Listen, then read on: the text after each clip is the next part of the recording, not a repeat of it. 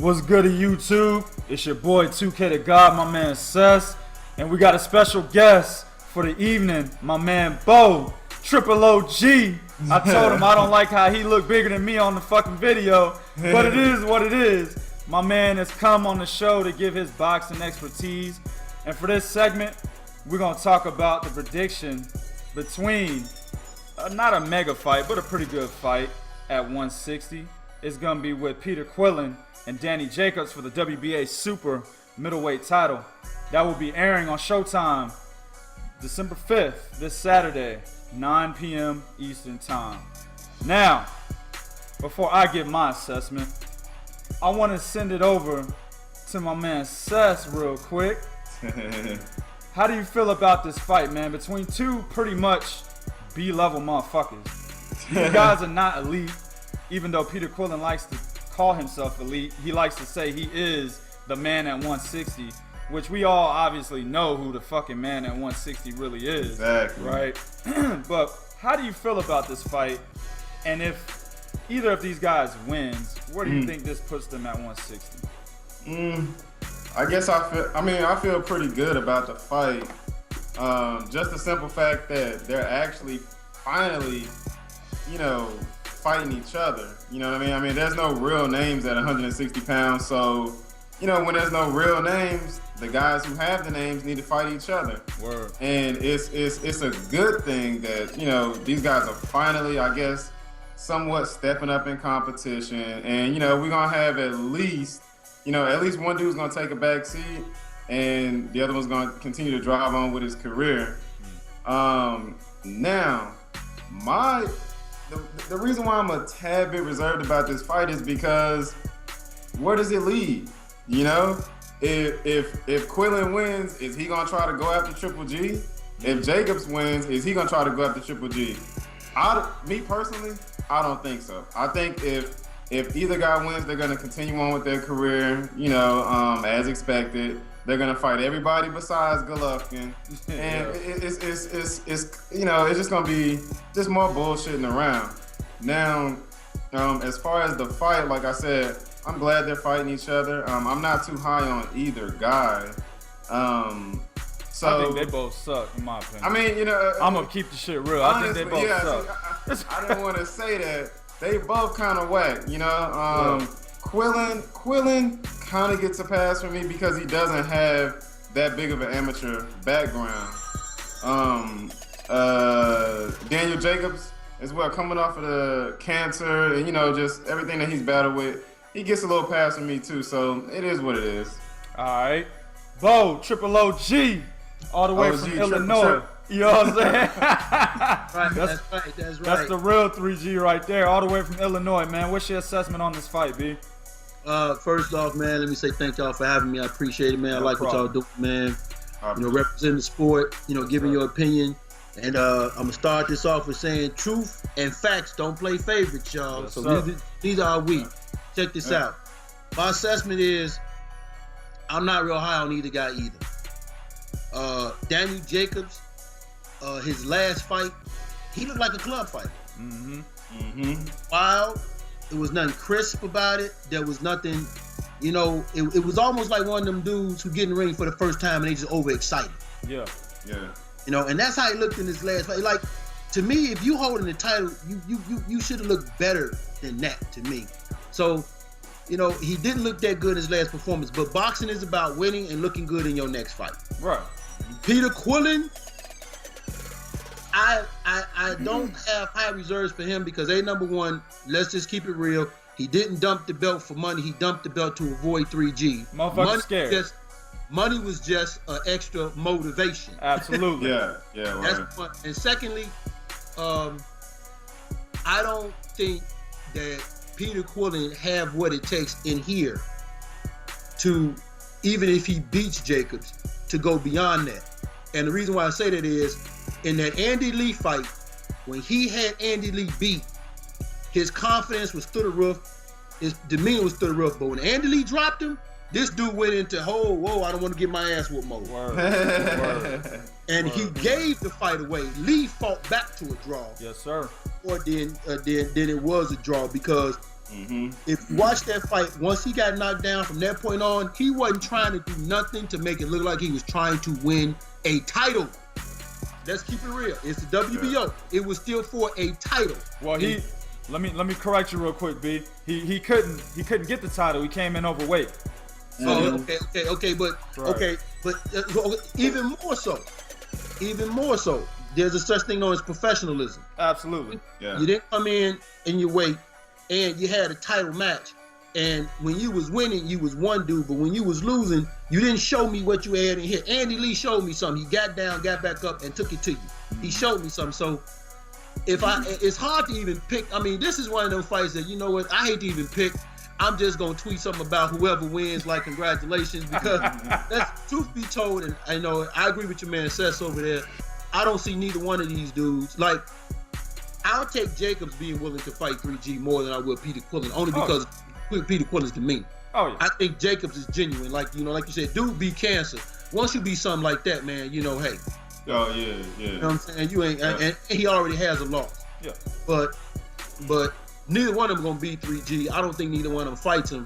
And from this thing moving forward, only thing I disagree with is I think because they're without Heyman, whoever takes a loss here can still go on in their career. Okay. Well, see, this is the thing. I'm gonna give y'all some a little bit of logistics before I get into the prediction and my assessment on the fight. Danny Jacobs has a 1-inch height advantage and a 1.5-inch reach advantage. So essentially, if you're looking at the two styles, both of them are boxer punchers, right? And Peter Quillin's last fight, he is the absolute definition of a boxer puncher. Against Andy Lee, he's coming in with the fucking jab to pretty much throw the right hand. The right hand was killing Andy Lee. The fucking first two knockdowns, I think he only knocked him down twice. Yeah. A third knockdown would have happened at the end of the first round, I believe, but the bell rang, so they had to go to their corners. But the two knockdowns that were actually official, it was from right fucking hands. You know what I'm saying? The first one, my man dipped like that, then came under or over just like that with that right hook, caught Andy Lee flush, knocked him down. Now, I don't see a difference. Listen to what I'm saying, people. I don't see a difference in what Danny Jacobs is going to bring to this fight as opposed to what Andy Lee brought to the fight, okay? Danny Jacobs' chin is just as bad as Andy Lee's, right? I think Danny Jacobs has better hand speed, but his defense is so fucking bad and he gets caught slugging that he can get caught. Well, if he's a chinny guy, then why the fuck are you slugging? You see what I'm saying? In his last fight against Sergio Mora, what did he do after he knocked Sergio Mora down? He ran right at him like this. His fucking hands are right here, but his chin was fucking looked just like this. In boxing, not to cut you off, but in boxing, you're taught that if you charge a hurt dude, all he got to do is throw a punch because you on that center line. Absolutely. And land. Yeah, absolutely. That was a cardinal sin that he made. Yeah. He made a cardinal sin. The stupidest, that's boxing 101. You know what I'm saying? You don't come like this. Don't matter what style you are. And a guy that has a fucking 26% KO rate, I mean, the dude is literally Sergio Mora, 28 wins, 9 KOs, people.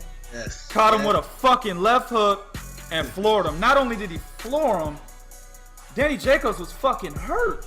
Yeah. You know what I'm saying? So what the fuck you think Peter Quillin's gonna do to this guy if he makes that same mistake? And I see him making it. Because this dates all the way back to when he fought Dmitry Pirog and he got knocked out in the 8th round. It dates all the way back to then. At one point, Danny Jacobs was the fucking dude. I remember watching him. I'll be like, yo, this nigga right here, this is gonna be the next. You know what I'm saying? And then he met a guy named Dmitry Pirog. Now, barring the cancer situation, he had a tumor on his spine. Barring that, his career was over with after Dmitry Pirog, in my opinion. In my opinion, people. Now, when I say his career is over, I mean he can't beat anybody elite. I don't see him beating Triple G. Shit, I don't even see him beating Andy Lee. Let's move him up to 168. I don't see him beating Saunders, goddammit. What'd you say it again? I don't see him even beating Saunders. Oh yeah, Billy Joe Saunders, yeah, exactly. I don't see him beating him either. I mean, let's move him to 168 because that's what will eventually happen if he can't do shit at 160 and he still wants to box. He can't beat James DeGale. He can't beat Badu Jack. He probably can't fucking beat Lucian Butte for all people. You know what I'm saying? So I understand what my man Sess is saying. Where are these motherfuckers gonna go? Are they gonna fight tomato cans and that's gonna be the rest of their career? You know what I'm saying? So that's my rant. Let's get into the assessment. Bo, what does Peter Quillin got to do to win this fight? Only thing Peter Quillin got to do, because even though Daniel Jacobs have the reach advantage, Daniel Jacobs fights like Shane Mosley, which means he gives away his height and his reach because he crouches over too much. Right. He don't stand up. You can bend, but he don't stand straight up from the waist up. He's not like this. He's like this. Absolutely. So kind of like when you play the video game, that boxing video game. Fight Night. Fight Night. Yeah. You fighters come out like this. That's how Daniel Jacobs come out. So he gives away his height and his reach because he bends a little bit too much. It could be from the cancer, but looking at old tapes, like you said, that's kind of how he fight. Right. Yeah. So Peter Quillin, all Peter Quillin got to do is the same thing he did when he fought Andy Lee. Jab, jab, move around, throw that right hand, because the one thing we do know about Jacobs, he will go down. He got the heart to get back up. But that's all he has. Stick, get a game plan, stick to it. And when you got dude hurt or you get hurt, don't be scared, Peter. If you get hurt, Peter, get up, because Daniel Jacobs is different than Andy Lee. If he gets you hurt, even though, like you said, he came like this, but if Daniel Jacobs hurt, he's looking to kill you. He's looking to finish you. Yeah. I agree with that. Yeah, so if you get hurt against Jacobs, you gotta at least show him, hey, I ain't dead in the water. I still got something. Okay. This is the thing about Peter Quillin. I'm gonna get to you in a minute, Sess. I just want to make this point. This is the thing about Peter Quillin to me. How do you feel? He's like Miguel Cotto, right? He fights orthodox, but his strong hand is his left hand, right? Yeah. So how do y'all feel about him moving forward with the strong hand? And he usually, I mean, granted, in the Andy Lee fight, his right hand was the killer, but that's usually the setup hand, even though that's his backhand. The setup hand is his right hand, and his left hand, he looks to land that left hook, right? Also, Peter Quillin gets gassed at about round 7 or 8. Evidenced against Gabe Rosado, evidenced against N'Jam and Jickum, and even in that fight, N'Jam and Jickum, he knocked N'Jickum down 5 fucking times, and the scorecards were very close, to the point where if N'Jickum could have stayed on his feet, he would have won a decision, right? And it mainly happened like that because in the second half of that fight, Peter Quillin was gassed and Jickum outboxed him. He just couldn't stay on his feet. So with those two things going against, well, I wouldn't say, him leading with his power hand against him too much, but with those things as a factor, how does that play as an advantage for Danny Jacobs? Either one of y'all can answer that. I think the thing is, most of the time, guys who switch to where their strong hand is their jab hand because they don't have power in the other hand. Okay. Michael Moore used to do that because he had no power in his in his right, so they switched him. Right. Made him a lefty. So when guys switch, they don't got power. So I think for Daniel Jacobs to deal with it is, once he realizes that, hey, slip that jab and nullify that dude's jab, because once Quillin get that jab going, the thing about a jab is a good powerful jab hurts the back of your neck because it snaps the head back too much. Good point. So, and Peter, and with Dan Jacobs having spine surgery, that's the part right there that can kind of get him. That's why I think some of his knockdowns, like against Moore, came because you coming forward, you got force versus resistance. That you know what I'm saying. That's bad for him, and with that neck having that surgery, he could still be a little shaky. Good point. He has to nullify that jab, and he has to get Peter Quillin going backwards. Quillin can't fight off his back foot. No, sir. Hell no, he can't. If Danny Jacobs can slip that jab and get in on this nigga. Get in on this nigga. Quillin is not an inside fighter. He ain't gonna throw no uppercut. We learned that. Yup, he's not an inside fighter. Yeah. And that's the only way, like, Jacobs has to make it an ugly fight, pretty much. Yeah. He got to make it an ugly fight. He can't keep it in the center of the ring. Okay. Yeah, I'm gonna take a different route on a couple points that you guys made. I think those were some good points, but for me, if Danny Jacobs wants to win this fight, he's gonna have to do something that we're not used to seeing him do, and that's use lateral movement and really just box the shit out of Peter Quillin. I agree with that. You know, and we not, huh? I said 100%, man. Yeah. And we're not really seeing him, you know, we're not really used to seeing him do that. Now, if Peter Quillin want to win the fight, all he got to do is beat Peter Quillin. You know what I'm saying? All Peter Quillin does is throw bombs. That's it. And he throws bombs with both hands. I don't think him, with the power hand being in front, I don't really think that'll give Danny too much of an advantage, because Quillin can drop you with the right hand, but he can also hurt you with his fucking left hook. That's what I was looking for. He's got a nasty left hook, and if you guys go back and you watch the Andy Lee fight, the way he sets it up is he'll throw the right out there, and then he leaps forward behind the left hook.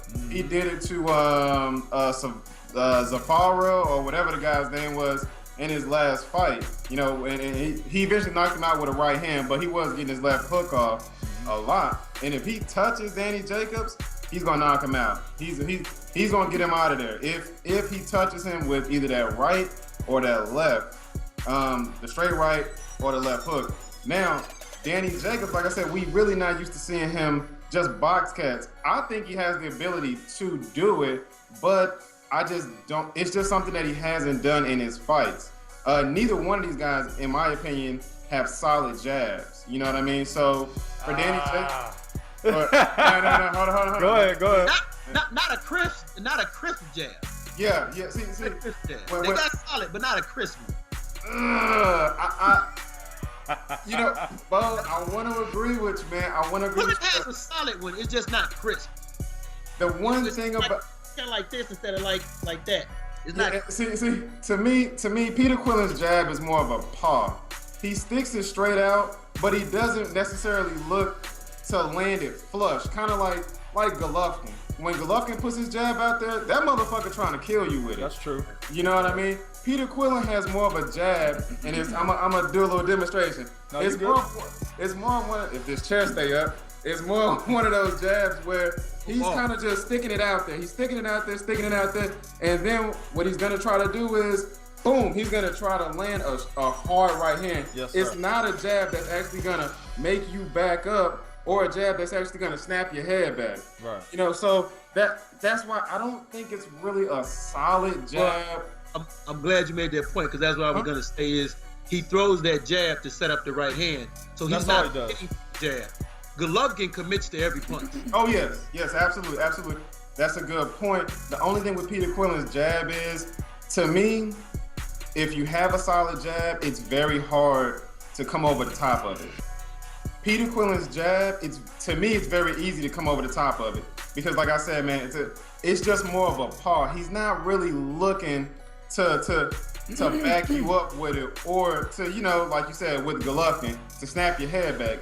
One thing about Danny Jacobs is Jacobs doesn't have that good of a jab to me either. You know, and that's the reason why I questioned earlier, you know, what's next for these guys. You know, both guys are on a level below the elite level that they probably should be on. And when you start talking about a guy like Gennady Golovkin being in your division and you could possibly challenge him, you know, so man, I'm just not big on either guy. But if you ask me, like I said, all Peter Quillin has to do is beat Peter Quillin. Danny Jacobs has to do something that we just not used to seeing him do. In my opinion, what you said about that last point you just made, Danny Jacobs needs to do something we're not used to seeing him do. Both fighters are planted. You know that, right? Oh, yeah. We all know this. Yeah. Both fighters stand right in front of their fucking opponents. Neither one of them have probably zero or maybe a little to none lateral movement. You know what I'm saying? Yeah. Another thing about Peter Quillin, the reason why I say him leading with that left hand, his strong hand, would be a disadvantage is because what does he do? He's so much trying to set this motherfucker up that this right here tends to go like that. Tends to go like that. You know what I'm saying? Look how much chin I got open. You see what I'm saying? And that's how Andy Lee was catching him with the straight left hand in that fight at will. You know what I'm saying? Now, granted, Andy Lee is southpaw. Danny Jacobs gonna be orthodox, but it's still, if he's smart enough, he can catch him with the same kind of punches. Danny Jacobs has power in both hands, just like Peter Quillin does. And Peter Quillin is a little chinny. He goes down, or he just went down with against Andy Lee, and if it was off of like a right hook. And Andy Lee is a big puncher. He is a big puncher, and he does set up that right hook. He hit him with his best punch. That's pretty much the only punch Andy Lee really has. I mean, that's how he knocked out John David Jackson, after getting his ass whooped for like 7 straight rounds. I can't remember when that knockout happened, but he has one punch. But I really believe Quillin is a little chinny. We just haven't seen him get hit by big punches other than Andy Lee. I've seen him get hurt in plenty of fights. But check this out. Check this out, 2K. Here's my point about that. Danny Jacobs against Sergio Mora, when Jacobs got dropped, his legs were gone. Oh, I agree. If you and for the viewers, if you go back and watch that fight, look at Jacobs' legs and look at his awareness. He was fighting off an instinct at that point, and it came against a dude that really could not punch. Mm-hmm.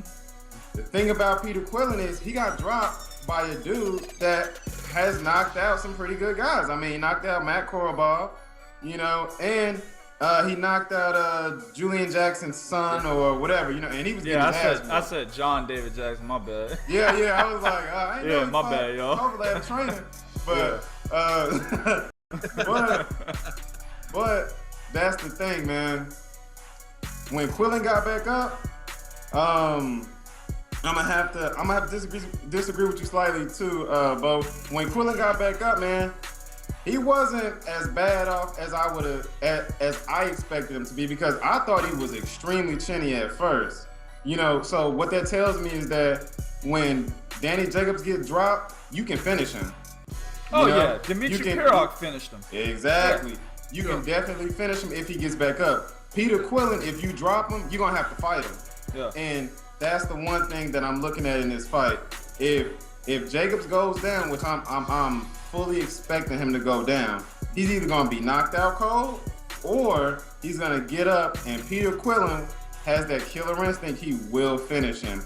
Now, if Jacobs drops Quillin, I expect Quillin to get back up and at least fight. That's the difference to me, man. Okay. Jacobs getting dropped came to a guy that just could not punch. He should have never got dropped by Sergio Mora. And furthermore, it should have been more of a flash knockdown. He should have got back up and composed himself. His legs was gone.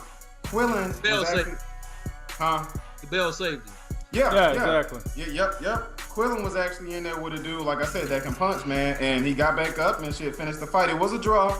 Granted it was a draw, but he got back up and, did his thing. So this is a pick 'em fight, man. Well, just depending on how you look at it. All right. Bo, I know you said you didn't want to pick, but we don't stand for that shit on the God the Boxing Talk channel, B. So we like to pick who we think gonna win, and if you think it's a decision, what kind of decision, or if you think it's a knockout, by what round? You know what? I'm gonna go with Peter Quillin, only because he is the better boxer. Okay. Because your boy Sess had some good points. If Quillin gets hurt like he did against Andy Lee, he boxed his way back to recovery. Mm-hmm. Versus Jacobs got saved by the goddamn bell. Yeah. And I bet you they poured water like a motherfucker on him in that corner. Hell yeah. So I do expect Peter Quillin to win. I would like to say a decision, but I think this is a fight because this is the first time I have to say I've seen Peter Quillin really animated. So he really wants to win this battle with Brooklyn. Okay. So I think he's gonna go out there and try to finish him. I'm looking at if you're gonna knock him out, it's gonna have to be in the early round, like maybe 6 or 7, because he's such a hard puncher that Quillin gasses. Even like most hard punches, with the exception of Golovkin. Most hard punches gas after about 7 to 8 rounds, you know. So if he's going to catch him, he's going to catch him early. If he don't catch him early, I still got Quillin winning by decision. Okay. So. Oh man, Peter Quillin all the way. Yeah. He should, in my opinion. I think he's gonna knock Jacobs out. I don't see the fight going past. Definitely not going past 7, 8 rounds. It's gonna be and it'll probably end up being a short night. I mean, you know, from what I'm seeing from Jacobs, man, he's just a more chinny guy. I mean, like I said, you know, even the punch that Dmitry Pirov hit him with shouldn't have knocked him out like that. You know, it shouldn't have. And the way that I always make fun of this, if anybody watches basketball, the way that Dmitry Pirov did it, he did a fucking Euro step, went through his legs, and hit Danny Jacobs with some shit that a professional boxer should never, ever get hit with. It was the most ridiculous knockout punch I think I've seen. I mean, it was just crazy. Now, and that's not, you know, I'm not saying anything bad about Dmitry Pirov, because Dmitry Pirov is a solid dude. Yeah. But at the same time, man, when you're supposed to be at that level, or you're coming up to that level, you should never get hit with a punch like that. So I'm looking at Quillin to win this fight, man. I could be wrong, but I doubt it. Nah, I'm just fucking. All right. Well, I'm gonna go ahead and disagree a little bit with my man Seth from earlier about Quillin's jab. I didn't get a chance to get this in. I was actually impressed by Quillin's jab against Andy Lee. He stuck that bitch out there, and it wasn't a paw like that. That motherfucker had that shit fully extended. He was stepping into it. On top of that, it was a nice jab. I didn't see his last fight against. It was a paw after he got knocked down. Yeah. Well, it was a paw. Yeah, you're absolutely right. Yeah, that, absolutely. That, and that motherfucker got gassed. Absolutely. But when he's full stamina gauge, at least in that fight, that jab was extended, and it was good enough for a guy like Danny Jacobs. If he does that again in this fight, it'll be an absolute advantage for him if he's able to replicate that.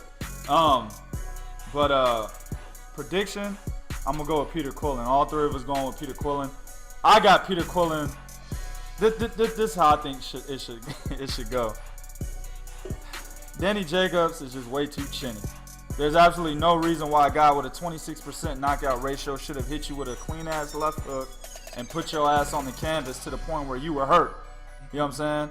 I mean, my man got up, started making faces like, you know, like pounding his heart first. Then he was making faces. Yeah. You know what I'm saying? It's like, well, we know what that means. That means your motherfucking ass got hurt. You got stuck. You know what I'm saying? So there's absolutely no reason that should happen. I mean, Sergio Moore is down there with Paulie Malignaggi in terms of knockout ratio. They're around the same. So that should have never happened. I think in this fight, given Danny Jacobs' style and Peter Quillin's style, which is almost exactly identical, a boxer-puncher style, with Danny Jacobs having a little bit better hand speed. They both don't move very much. They both stay in the pocket. I know Peter Quillin's going to land on him. When he lands on him and hits that chin flush, he's going to hurt him. And I think Peter Quillin's going to finish him. Now, if this shit goes past 8 rounds, the key is 8 rounds. We got a dog fight. It can go either way. I don't think it gets that far. I think it'll be Peter Quillin within 8. That's my assessment. Gotcha. Hey, you know what? Let me say one thing. I'm gonna use the physics terminology. All right. When you got somebody using force coming at you like Jacobs was coming at Mora, and all Mora got to do is just stick his hand out there and torque his body a little bit. That's like 50 pounds hitting your chin. Yeah. Mm-hmm. Yeah. Right? Exactly. But now, at the same time, it's no excuse for the way you. Because a guy with 20%, you know, knockout ratio, and also the thing with me with Peter Quillin is that if Jacobs come at Peter Quillin like that, like he did against Mora, because the difference between the two is boxing ability. That's what I think is going to come. I think this is going to come down to boxing ability. I just think Quillin has a better boxing ability. Jacobs got the heart, but Quillin just got a better boxing ability for a guy that's chinny like Jacobs. And then Jacobs likes to slug on top of that, and that's Peter Quillin's big. I mean, you look at the Andy Lee fight, he's slugging his ass off at certain points in that fight, and Andy Lee actually took a lot of those punches. I don't think Danny Jacobs can do that, man, unless this motherfucker really puts the strap on his dome like Floyd Mayweather does and that's the motherfucking, you know what I'm saying? Yeah. That's the only time my man will be able to take some shit like that from Peter Quillin. But I want to make a point real quick that I said on one of the forums. I said that this fight could easily be another Quillin versus Hassan Ndam and Jickham, where we see Danny Jacobs get knocked down 5 fucking times in the fight. I wouldn't be surprised if that happened. You know what I'm saying? Yeah. All right, YouTube, we're going to go ahead and conclude this. I want to thank my man, Bo. He'll be joining us for the next video, though, so I guess I'll give him a proper thank you after we finish the next segment. Do what you do in the comment section. Be real. Let us know who you think wins the fight. This is real talk for real fans. 1.